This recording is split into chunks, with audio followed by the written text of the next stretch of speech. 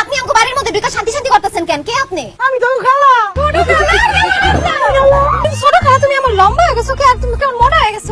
মা বয়স, ভাই কই? তো ভাই কই? আব্বা, ও আব্বা, আপনার স্বামী আইছে। শালি এতদিন পরে আইছো, আসো। হ্যালো। তাই এতদিন পরে হঠাৎ করে কি বলে ফিরা? কিস্তির টাকা নিতে।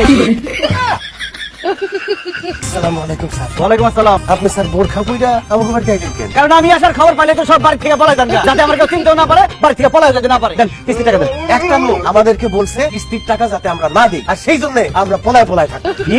কোন লোক? সে কোথায়? তার কত বড় সাহস আমি দেখতে চাই। স্যার, আপনার পিছিয়ে তো। তার এত বড় সাহস হয় কিভাবে? আমরা একটা কথা বলবো। কই এখানে কোনো লোক জড়ি নাই। কার কথা? হ্যালো। কি ব্যাপার? ওরা গেল কই? ওনারা সবাই পলাইছে, ওইদিকে দৌড় দেন। আমার বাট পড়ি আমার সাথে। এই মাসুম বাসা। ওরে মা। চলো চলো,